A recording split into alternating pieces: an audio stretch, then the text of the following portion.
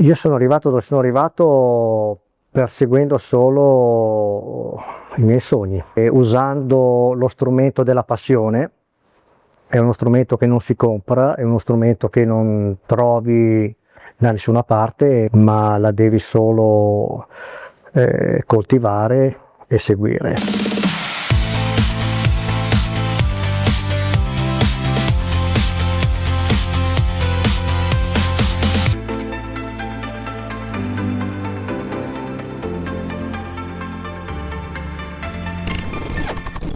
Sono Stefano De Ponti, sono nato a Vimercate in Brianza, vicino all'autodromo di Monza. Attualmente ricopro l'incarico di amministratore delegato CEO di Dallara USA. Per chi non lo conoscesse, Dallara è un'azienda di ingegneria che lavora in ambito automotive, in particolare racing, motorsport, e con degli interessi anche importanti nel settore aerospaziale. Nascendo proprio in un ambito vicino all'autodromo di Monza, ho maturato una passione per le auto sportive, le corse, e da lì nasce tutta la mia storia professionale e direi anche di vita. Poi una cosa che poi mi si è rivelata durante la mia crescita è diventata anche un ambito professionale, la passione per gli Stati Uniti, l'America. Da piccolo, seguendo e giocando sia con le macchinine che con i soldatini da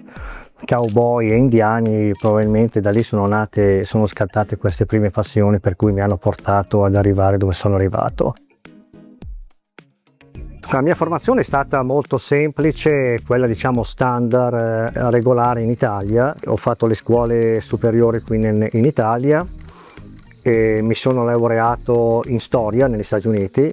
Sto tuttora perseguendo un dottorato in storia americana e un dottorato in organizational leadership, sempre negli Stati Uniti. Spero di finire quest'anno con tutte e due. Diciamo che gli Stati Uniti e l'America sono sempre stati un po' il mio riferimento per quanto riguarda la passione, per cui ho voluto approfondire appunto questa esperienza accademica per imparare la cultura e la storia del paese che mi ha ospitato.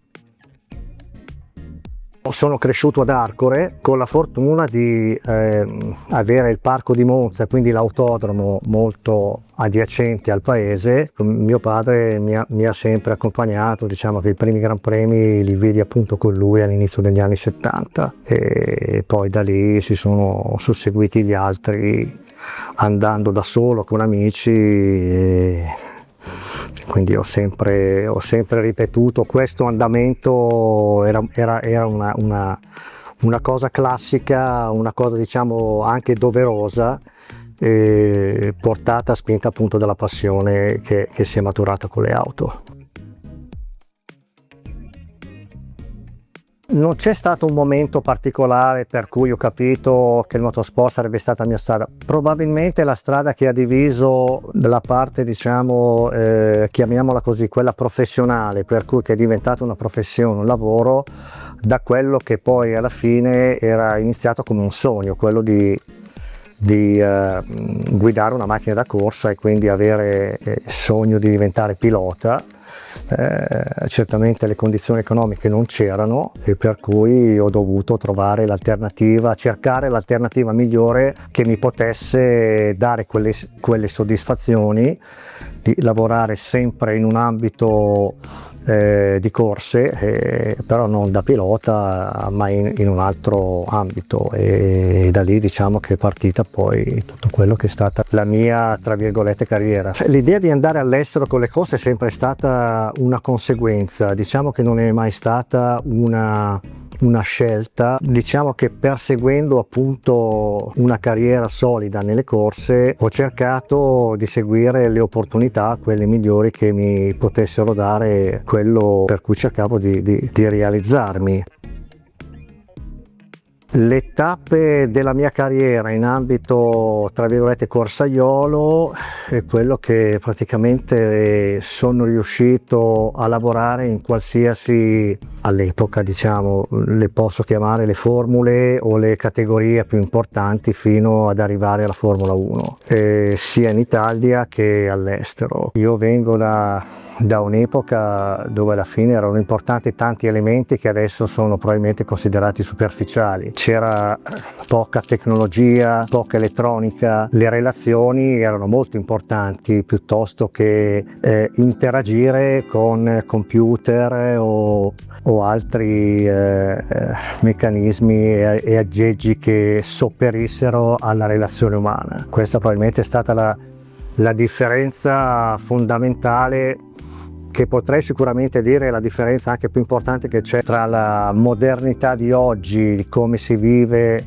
e come ci si affronta nel contesto racing, piuttosto di quella degli anni 80, inizio 90, dove l'elemento umano a livello professionale, manageriale, sicuramente è stato un elemento molto importante. Con Dallara abbiamo iniziato una collaborazione professionale tecnica, io lavorando per un team di Formula 1 di quella epoca, all'inizio degli anni 90, fine anni 80, inizio anni 90, era la BMS Scuderia Italia con sede a Brescia. Non avendo una capacità di disegnare e costruire vetture di Formula 1 in casa, quindi si era appoggiato all'esperienza a livello tecnico della Dallara, il quale non solo disegnò le Formula 1 ma si occupò anche della realizzazione, dell'assemblaggio eccetera. La responsabilità del team era quella appunto di fare l'assemblaggio delle macchine e di andare a correre i Gran Premi. Da lì, diciamo, alla fine, metà degli anni 80, nacque il mio primo approccio con la Dallara, Ingegner Dallara. Il rapporto con Dallara è soprattutto iniziato con un rapporto di stima. La cosa che mi ha molto, diciamo, determinato tutto quello che poi è stato anche un motivo, un fattore fondamentale della mia vita professionale è l'umiltà con cui lui si approccia a nuove avventure, con lo spirito di imparare e, seppur avendo un'esperienza fondamentale, marcata, importante, il suo approccio è sempre quello di imparare, non di insegnare. Quindi questo ti aiuta perché alla fine entri in un ambito, diciamo, di curiosità e con questa curiosità ti dà più stimolo e adito a imparare delle cose che poi alla fine si possono rivelare per la tua carriera, per il tuo approccio su poi come puoi gestire la tua professione, il tuo lavoro. Nel mio percorso ho incontrato diverse persone che poi sono diventate famose o meno, personaggi che mi hanno un po' influenzato, che mi hanno un po' motivato. Uno sicuramente è stato Arturo Merzario, con cui ho lavorato alla fine degli anni 80. Con Arturo, diciamo, mi ha dato non solo, mi ha trasmesso ancora più passione, ma mi ha trasmesso, probabilmente dato anche la stessa cultura proveniente dal territorio, questo elemento di laboriosità. Quindi quando c'è un problema c'è una soluzione, va risolto in qualsiasi maniera, e quindi concentrarsi al massimo per quello che si fa per ottenere gli obiettivi. Nell'epoca o nei tempi più moderni sicuramente, che poi adesso è anche il mio capo, l'ingegner Pontremoli, mi ha dato quella visione professionale in base alle sue esperienze proveniente in altri campi esterni al racing, è quello che poi ha portato o ha dato alla Dallara questa grande impronta di azienda, implementando una organizzazione al di là di quella, diciamo, più marcata e semplice del racing, del motorsport. La chiamata di Dallara per la proposta americana è arrivata in un modo molto inaspettato. Il sogno americano è sempre stato in prima linea professionalmente, dopo aver provato di tutto e di più in Europa. Certamente l'esperienza americana era una grossa mancanza. Arrivando a un certo punto della mia vita avevo cominciato quasi a non pensarci più. A un certo punto Dallara si era già installato per una serie di motivi professionali, dove era sorta la necessità per lui di costruire e vendere delle macchine per il mercato americano, questo nel 97, e la chiamata personalmente arrivò nel agosto del 2000. Io dissi subito di sì per questa proposta che mi fece, e nel gennaio 2001 ero già negli Stati Uniti a lavorare per Dallara, senza esitare di un solo secondo. Il mio primo giorno negli Stati Uniti, diciamo che me lo ricordo in Italia, nel senso che era uso per Dallara invitare i clienti americani in Italia, e era solito presentare quale fosse la macchina nuova per l'anno successivo e farlo della IndyCar. Quindi avevo questi proprietari di team a Varano di Melegali, dove è la sede della Dallara, vicino a Parma. Il genio Dallara mi chiamò e mi disse: guarda, adesso ti presento questi signori che sono poi i nostri clienti con cui tu avrai a che fare. E tra virgolette, ecco, mi scaraventò in questa sala riunioni con una ventina di persone, forse 25, di cui io ne conoscevo così di fama, e da lì niente, mi presentai come appunto l'uomo Dallara di riferimento per tutto quello che doveva essere il servizio clienti nell'anno successivo e potenzialmente negli anni successivi. Quello è stato il mio primo impatto grosso, anche da un punto di vista emotivo molto forte, il mio primo giorno in America. È stata un'avventura particolare, essendo l'unico italiano là. Poi avevo un collega americano, però tutto quello che era la parte commerciale veniva poi gestita da me negli Stati Uniti, dove sicuramente, avendo un forte supporto dall'azienda in Italia, comunque non avevamo ancora l'azienda negli Stati Uniti, tutto veniva fatto, gestito dall'Italia e poi mandato in America. La Dallara lavorava tramite un distributore ufficiale, di cui io ero rappresentante Dallara sul territorio. Non solo la sfida era quella di agevolare il servizio clienti in modo più che soddisfacente, era anche di soprattutto cercare il modo per cui si doveva fare in modo tale che si doveva prevalere sulla concorrenza, perché se il cliente era contento del tuo servizio, stava con te, rimaneva con Dallara, per cui ti comprava le macchine nuove. E poi c'era anche il cliente che correva con le macchine della concorrenza, che tra virgolette poteva comprare una vettura Dallara perché si sentiva più curato e coperto con il servizio clienti. Abbiamo tra virgolette battuto gli avversari sul campo, quindi di anno in anno le macchine nostre si sono rivelate sempre competitive, al che abbiamo sbarazzato la concorrenza con la vendita a tutti i team concorrenti con la IndyCar per venire da Dallara, e da lì poi si è determinato un fatto che non era più necessario avere altri competitors o concorrenti che corressero con la IndyCar, quindi scelsero Dallara come costruttore unico per la distribuzione dei telai della IndyCar. Lì è stata una grossa soddisfazione a livello professionale, sicuramente anche economico, perché poi lì ha voluto dire un grosso impatto economico con le vendite non soltanto dei telai ma dei ricambi eccetera, però è aumentato anche l'impegno. Non si combatteva più contro una concorrenza a livello di concorrente di telaio, però la sfida era quella di avere la qualità del prodotto, un prodotto sicuro. La sicurezza è sempre stata un elemento fondamentale e prioritario per l'azienda, e garantire che tutte le scuderie avessero il materiale necessario, adeguato, di qualità, sicuro per competere in tutte le gare. Siamo circa 90 persone, facciamo nel nostro piccolo la replica di quella che fa un po' tutto il gruppo a livello di capacità e di conoscenza, nel senso che alterniamo dall'ingegneria alla parte manufatturiera produttiva, però siamo impegnati e forniamo assistenza su tutto quello che è il panorama motoristico nordamericano. Al di là di alcune serie cui non, forse uno o due dove non c'è una Dallara, il resto c'è sempre un prodotto firmato Dallara.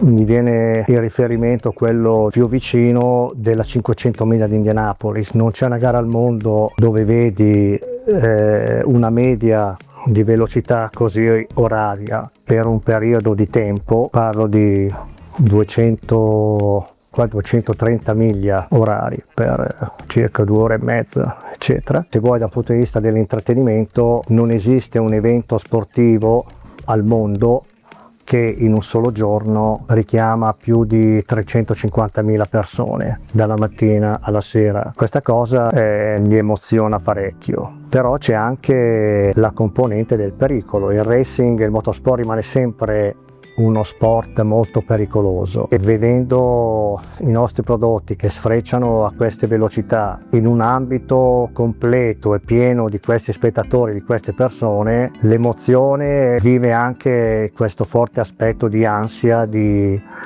paura, se vuoi, anche se con la consapevolezza che il prodotto è molto, tra virgolette, sicuro, perché alla fine abbiamo degli ingegneri fantastici che disegnano queste macchine. Abbiamo visto degli incidenti dove i piloti sono sempre usciti con le proprie gambe.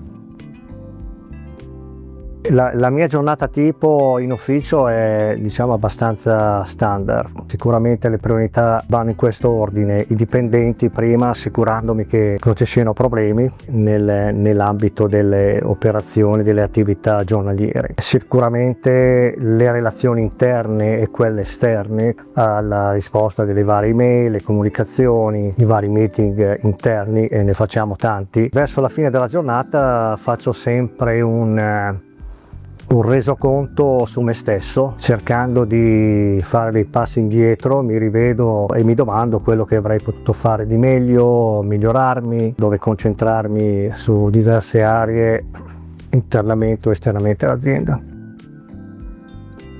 Sicuramente, essendo sul campo ogni giorno, ci sono delle decisioni e delle sfide da prendere molto importanti, che vanno da ruoli di assumere del personale oppure privarsi del personale che probabilmente non dà beneficio all'azienda. Queste sono decisioni che in ambito professionale americano sono all'ordine del giorno. Situazioni serie che hanno impattato delle decisioni importanti che ho preso o che purtroppo o anche abbiamo evitato di prendere o ho evitato di prendere, sicuramente sono state un po' delle situazioni che sono create in ambito mondiale. Mi ricordo per esempio il Covid. Producendo dei prodotti per intrattenimento come le auto da corsa, tante aziende hanno chiuso o hanno addirittura licenziando anche tutto il personale. Noi, per una serie di decisioni o di azioni prese precedentemente, siamo riusciti a sorpassare questo problema. C'è stato anche, tra virgolette, un aiuto molto solidale e fondamentale da parte delle autorità americane per fare in modo che continuassimo nelle nostre attività. Non abbiamo licenziato nessuno, non abbiamo avuto una riduzione dei salari o di altre cose che compromettessero la qualità di vita del dipendente. Forse la differenza tra il mondo americano e quello italiano sicuramente è la burocrazia nel svolgere mansioni professionali, non tanto nella burocrazia data dai processi o da una parte tecnica o amministrativa eccetera, ma forse la semplicità nelle relazioni che si hanno tra l'azienda e le varie istituzioni. È una facilità estrema. Negli Stati Uniti, diciamo, io dico sempre che è ancora un paese pieno di opportunità. Gli Stati Uniti sono una repubblica, ma sono comunque degli stati indipendenti in certe attività eccetera, quindi con queste indipendenze nascono anche delle competenze, non solo, ma anche delle competizioni. tra uno Stato e l'altro, e questa è una cosa che diciamo vedo molto attiva. Sicuramente l'imprenditoria italiana, europea, dagli Stati Uniti può prendere l'esempio di questa semplificazione delle regole e della burocrazia. Ti aiutano, ti agevolano a realizzare una tua impresa, sia che tu debba iniziare da zero oppure con investimenti successivi per un'eventuale crescita. Io sono arrivato dove sono arrivato perseguendo solo i miei sogni e usando lo strumento della passione. È uno strumento che non si compra, è uno strumento che non trovi da nessuna parte, ma la devi solo coltivare e seguire. Non è un segreto, ma diciamo chiamiamola formula. Per lavorare nel racing, come tutte le cose, come tutti i lavori, devi perseguire le passioni, ponendoti anche l'obiettivo della conoscenza, che è un lavoro che richiede tanti sacrifici, nel senso che c'è tanta scienza, c'è tanta tecnologia, c'è tanta applicazione dietro allo sport, sia per arrivare a realizzare la macchina, il prodotto, o per gestire le persone che ci lavorano, e questo vuol dire cancellare i fine settimana, vuol dire cancellare i giorni liberi, vuol dire non porsi delle ore lavorative, ma devi dedicare tutto il tuo tempo, che è il miglior asset che abbiamo nella nostra vita, concentrato a perseguire la tua passione. Diciamo che io ho avuto probabilmente la fortuna di avere questa visione di questa cosa che volevo fare in tutta la mia vita, che poi si è realizzata anche a livello professionale, sebbene ho dovuto rinunciare a diverse cose, alla famiglia, agli amici, a tante cose anche a livello personale, però ecco, ho avuto questa via già tra virgolette tracciata, che ho solo dovuto seguire, mettendoci tanta passione, tanti sacrifici e dedicandoci tanto tempo.